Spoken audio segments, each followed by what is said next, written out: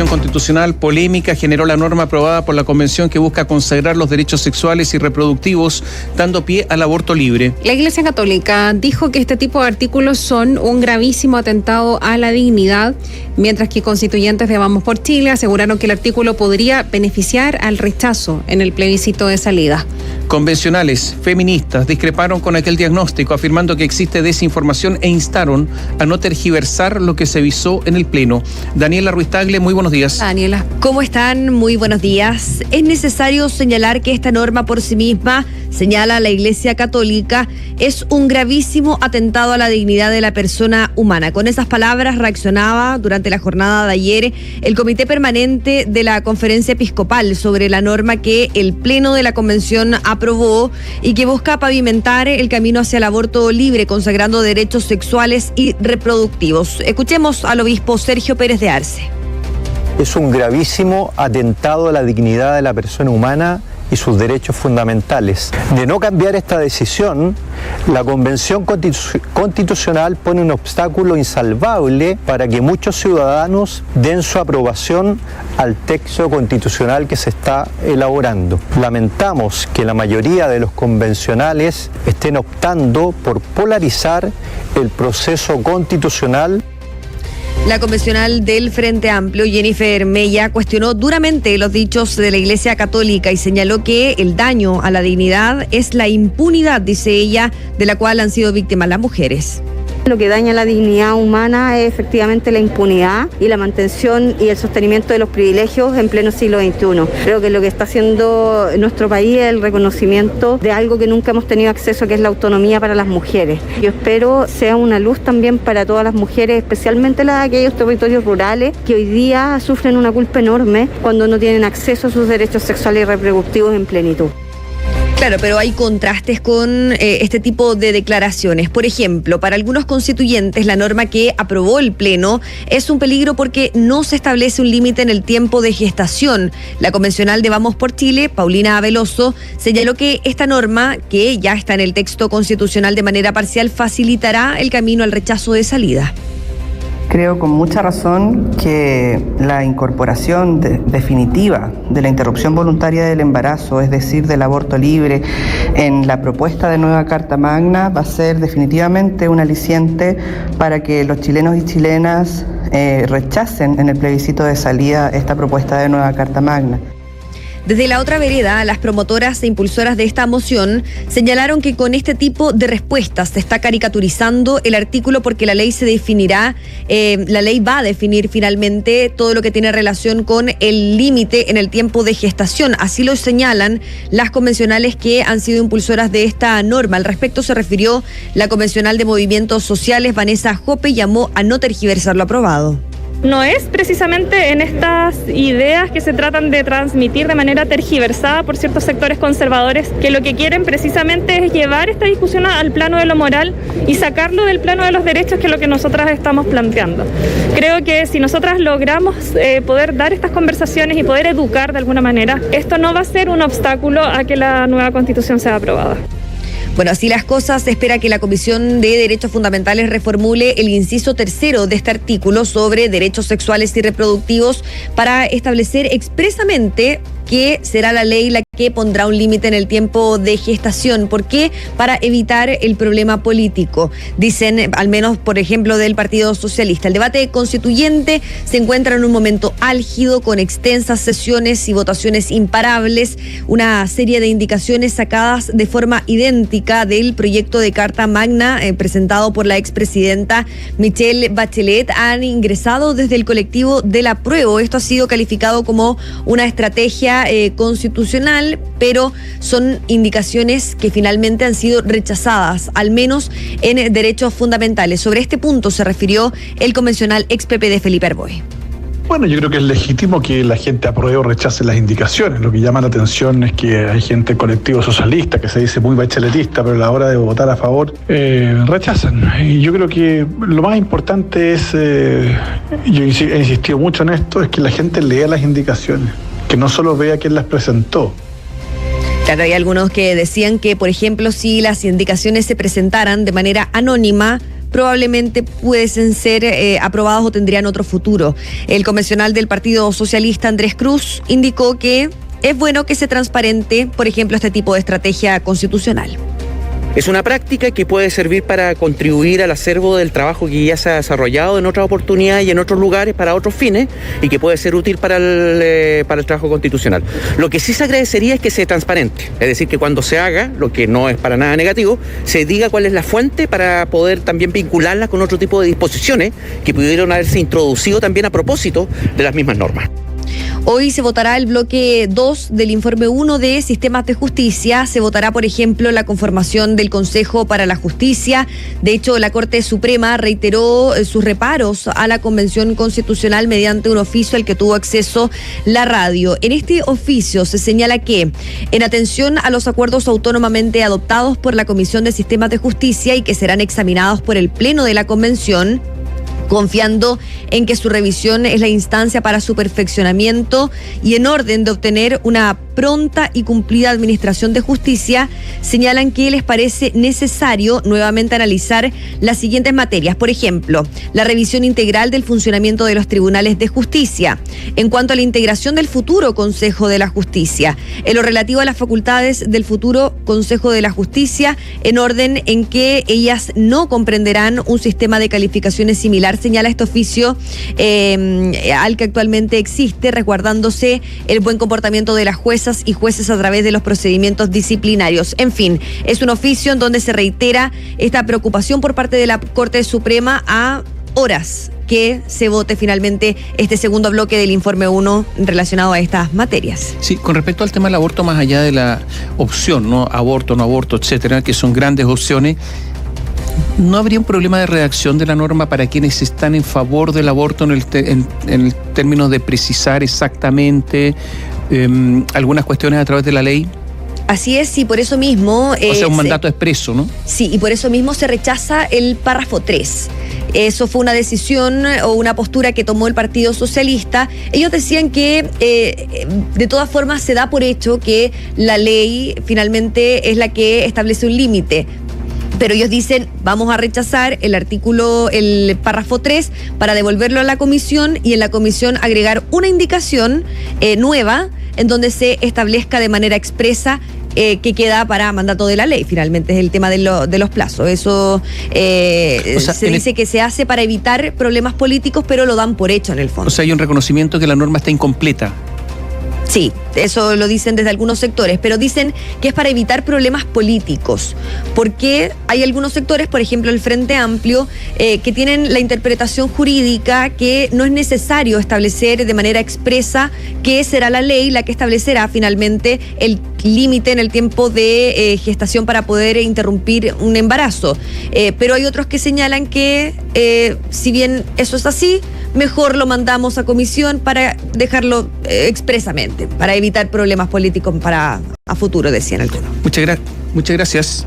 Buenos días. Gracias, buenos días. Chao, Daniela, hasta pronto. Con respecto a este punto de votarse en el Pleno todo el articulado sobre la justicia. Y justamente como decía Daniela Ruiz-Tagle recién, los ministros de la Corte Suprema enviaron este oficio a la Convención Constitucional manifestando su posición.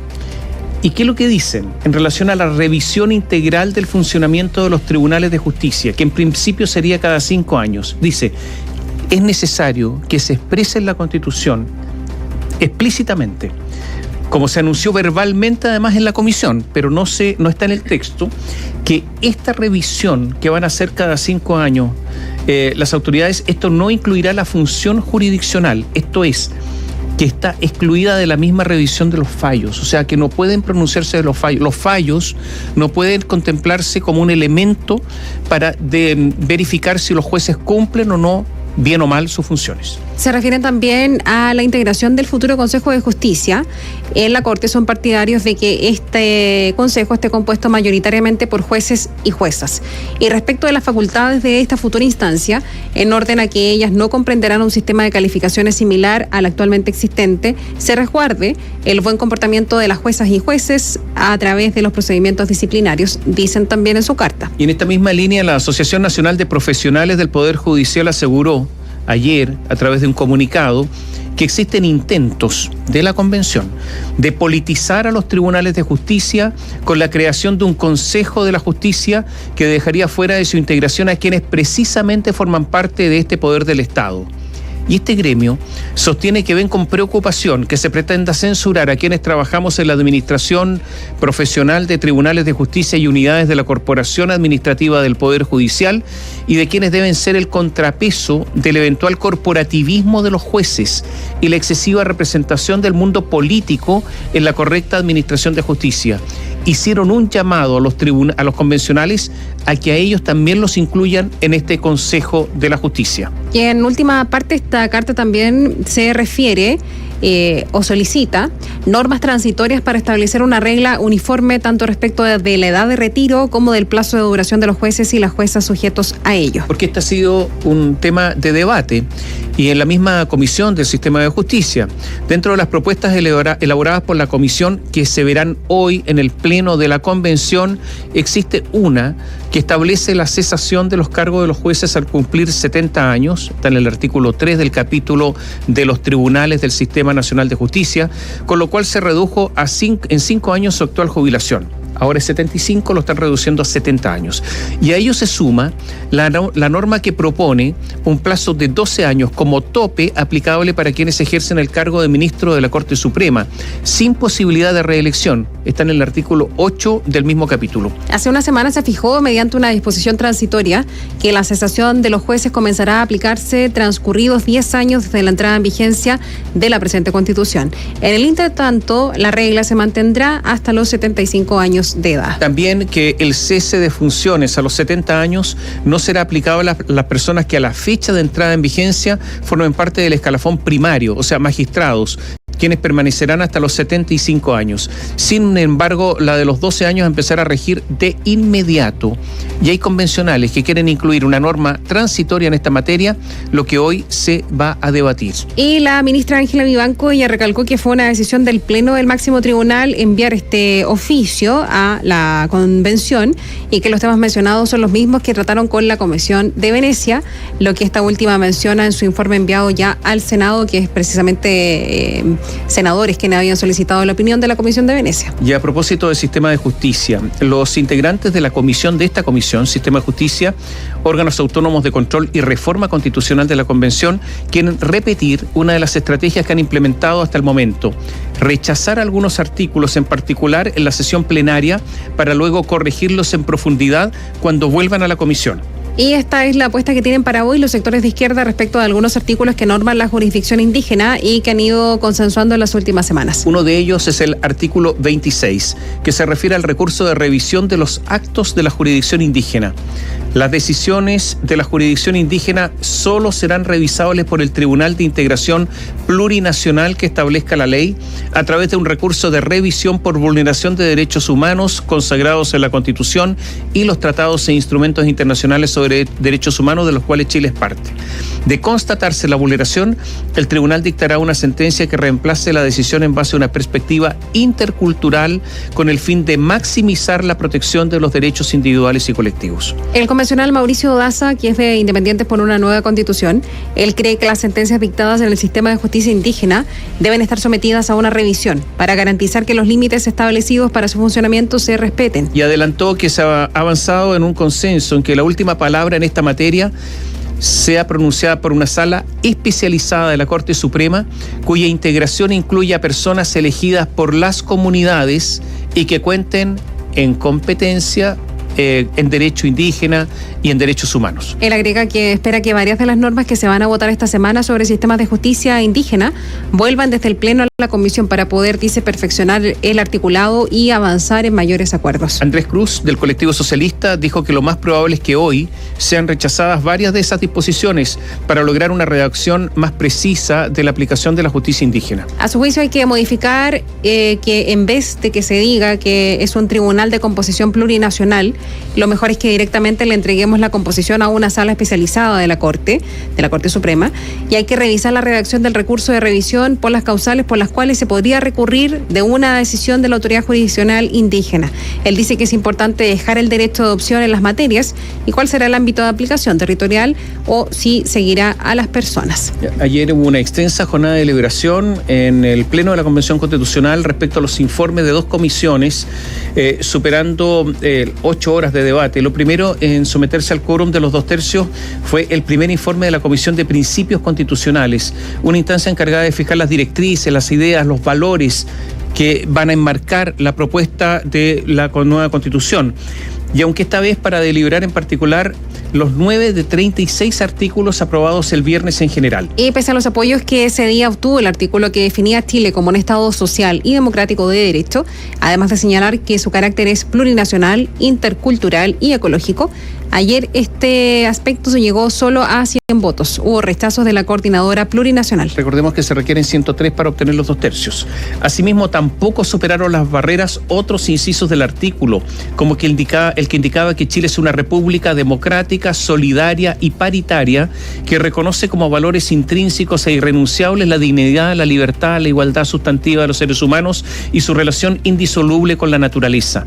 En este caso, solo obtuvo 91 apoyos con descuelgues, esta vez también de Independientes No Neutrales, el Partido Socialista y el colectivo del Apruebo. Ahora, en la instancia del debate, no obstante, desde el Frente Amplio habían defendido la definición de un Estado social democrático de derecho, en lo que consideraban un avance respecto del Estado subsidiario. Fernando Atria, de hecho, apeló a que superar el modelo neoliberal es la demanda que más nítidamente irrumpió en 2019, destacando que muchos países ya han pasado por este tránsito histórico, vivieron el momento en que mantener un Estado pasivo era un camino que no llevaba a ninguna parte. Opina también el convencional de Independientes No Neutrales, Benito Baranda. Él dice: llevamos décadas con un Estado subsidiario a la negativa, abandonador, residual y excluyente, donde no ha habido Estado en todos estos años. Sí pasó el quórum posteriormente un inciso del artículo relacionado con la igualdad sustantiva, que obtuvo 108 apoyos.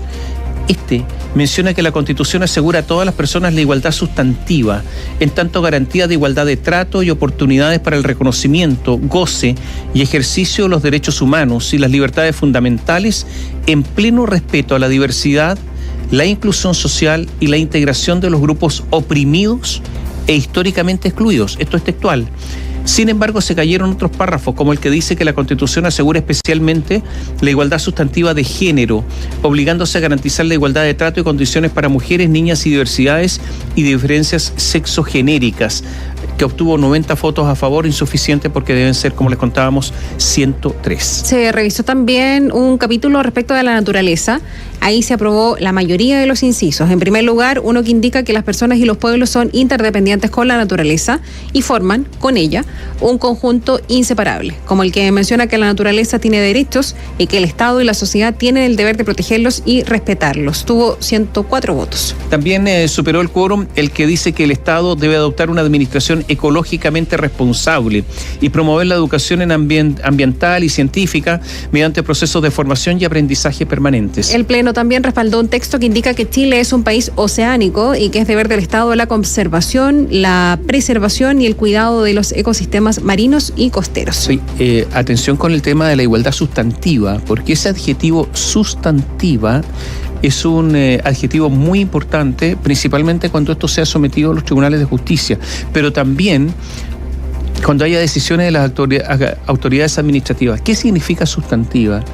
Porque existe una percepción de que no todas las personas están en la misma situación y que por lo tanto habrá que igualarlas a través de decisiones. ¿Puede ser una decisión jurisdiccional o judicial? Sí.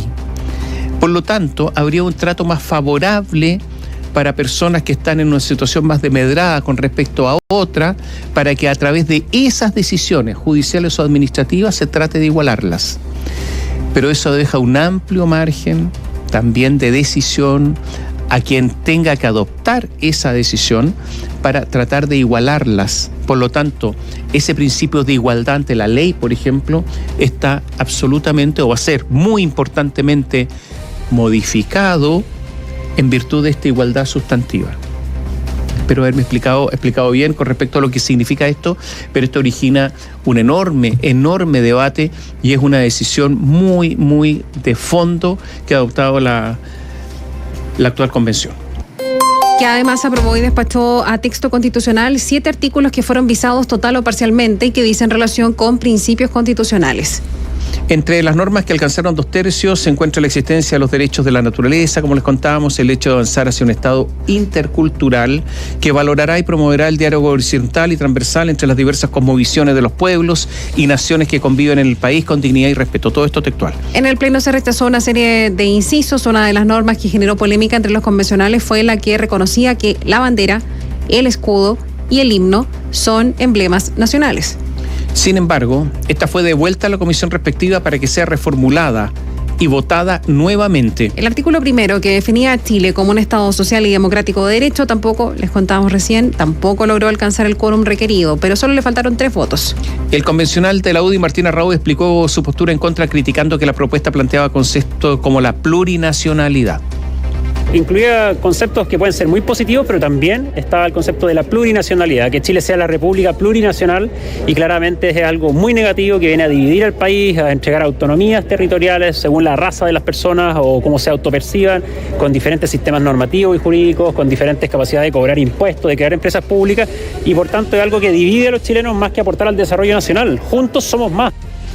Algunos convencionales de pueblos originarios y de la Coordinadora Plurinacional también decidieron rechazar el artículo sobre el Estado de Chile. La constituyente Tania Madariaga señaló que aún queda una etapa para llegar a consenso y explicó que su sector buscó rechazar la propuesta para incorporar una palabra específica. Nuestro interés es que se incorpore un concepto que es la garantía de los derechos sociales. El inciso dice que es un Estado social democrático de derecho. Nosotros creemos que debe decir garante de derechos. Es el tipo de discusiones, de definiciones precisas en las que estamos ya a esta altura de la discusión. Los artículos no tienen muchos más momentos para volver a ser discutidos, así que será la última redacción. La decisión de algunos sectores de rechazar el artículo molestó al Frente Amplio. Ahí el convencional Cristian Viera dijo en su cuenta de Twitter que no podía creer el resultado de la votación. De los defensores del Estado subsidiario lo puedo entender.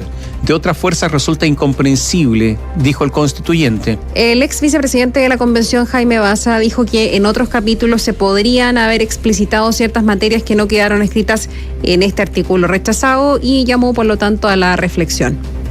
En el capítulo de principios tienen que haber declaraciones de esta naturaleza que le den un paraguas, una cobertura, ¿verdad?, al modelo, al paradigma de constitución que se está aprobando. Y luego en otros capítulos, en otras dimensiones, definiciones más concretas en materia de, por ejemplo, garantizar derechos. Yo esperaría que los colectivos que no se sumaron reflexionen un poco respecto del potencial transformador que tiene una cláusula como esta. La mayoría de los artículos e incisos que no alcanzaron los 2/3 tienen una segunda oportunidad para ser reformulados. Aquellos que fueron aprobados pasarán directamente al texto constitucional a la espera de su armonización respectiva. Y en ese grupo se encuentra la norma sobre probidad y transparencia que establece que el ejercicio de las funciones públicas obliga a sus titulares a dar estricto cumplimiento a los principios de probidad, transparencia y rendición de cuentas en todas sus actuaciones, con primacía del interés general por sobre el particular. Ayer finalmente el Tribunal Calificador de Elecciones aceptó la renuncia de Rodrigo Rojas Vade a la convención. La sentencia del Tribunal Calificador señala que el actuar del ex integrante de la lista del pueblo constituye un atentado a la fe pública y se acogió su dimisión por haber incurrido en hechos graves que afectan severamente su desempeño como convencional constituyente. Tomás Ramírez, abogado de Rodrigo Rojas, justificó la permanencia en el cargo de su representado por los cerca de 6 meses sin trabajar, señalando que su estado de salud nunca le impidió el ejercicio de sus funciones, pero así sus otras múltiples enfermedades. Según siempre sostuvimos, su estado de salud nunca le impidió el ejercicio del cargo, por lo que solo modificando la Constitución podría hacerlo, y presentó la renuncia el mismo día en que se publicó esta modificación. De esta manera, la sentencia del Tricel acoge todos nuestros argumentos y da por cerrada su participación en la convención. En septiembre del año pasado, Rodrigo Rojas Vade anunció su renuncia a la convención 2 semanas después de reconocer que no padecía cáncer. Este caso generó polémica e incluso derivó en procesos judiciales. El ex vicepresidente adjunto de la convención, Pedro Muñoz, que es del Partido Socialista, dijo que la dimisión formal de Rojas Vade significa el fin de un problema grave, el que aseguró afectó las confianzas ante la ciudadanía. Implica que terminamos con un problema grave que se produjo al interior de la Convención Constitucional, que minó la confianza ciudadana en nuestro trabajo arduo e implica que aquí hubo una salida institucional a un problema y que por fin vamos a dejar de hablar de Rodrigo Rojas Vade y que la Convención va a poder concentrarse en su trabajo, que es escribir una nueva Constitución para Chile. Rodrigo Rojas Vade se encontraba a la espera del mecanismo correspondiente para formalizar su renuncia, el que finalmente habilitó al Congreso Nacional mediante un proyecto de reforma constitucional. Sin embargo, la iniciativa permaneció estancada durante el mismo tiempo que Rojas Vade siguió percibiendo su remuneración sin trabajar. El convencional Woody Eduardo Cretón lo instó a devolver el dinero, tal como lo ordenó el Comité de Ética del órgano constituyente. Bueno, encontramos evidentemente que una señal positiva para resarcir en algo el daño que se le ha hecho a la Convención Constitucional, a los chilenos y a la fe pública.